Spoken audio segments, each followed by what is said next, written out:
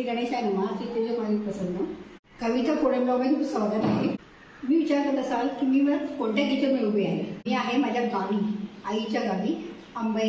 इथे मी आज तुम्हाला जसं मी बघितलं की आता मी नवीन काही ड्रमस्टिक तोडले होते माझ्या नवऱ्याने आणि ते आम्ही काढले आहेत आणि त्याचं हे बघा मी ड्रमस्टिक घेतले आहेत आणि तुम्हाला ड्रमस्टिकचं सूप करून दाखवणार जे डायबिटीजच्या माणसाला खूप चांगलं असतं, हेल्पफुल असतं.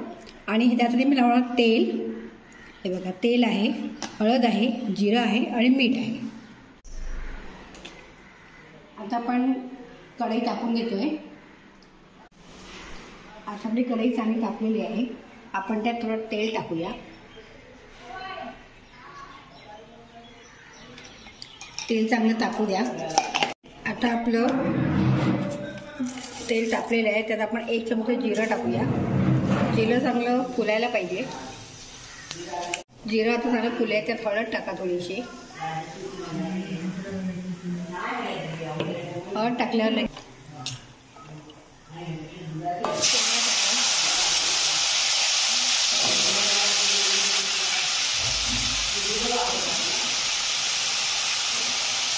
करून द्या.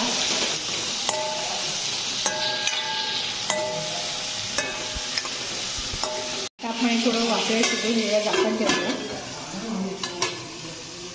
झाकण काढूया.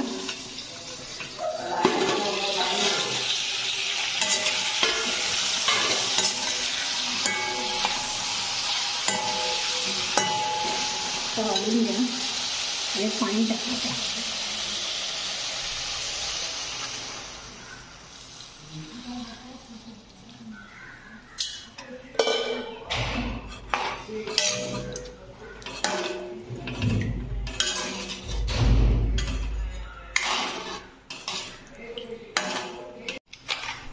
आता आपण मीठ टाकूया.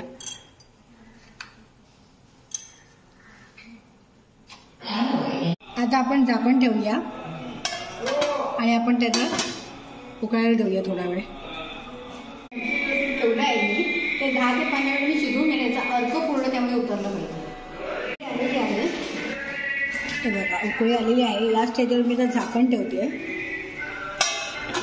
झाकण काढूया. बघूया आपले शिजले का. हे बघा आपले चाले शिजलेले आहेत. आता तुम्ही हे शेंगा काढून घेऊ शकता आणि सूप ठेवून फक्त भाजी पण करू शकता.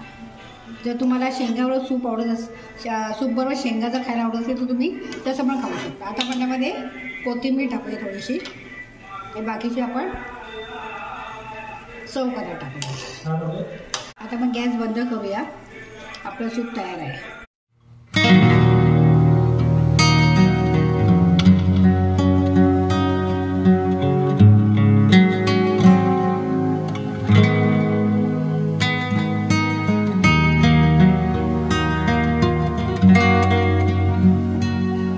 आपण कोथिंबीर टाकूया. आपलं सूप तयार आहे. आपलं सूप तयार आहे. सूप तयार आहे. आणि जर माझी रेसिपी तुम्हाला आवडली असेल तर लाईक करा, सबस्क्राईब करा आणि बेल नोटिफिकेशन क्लिक करा. जेणेकरून माझी रेसिपी मी जेव्हा टाकत जाईल तुम्हाला नोटिफिकेशन मिळत नाही. Thank you for watching.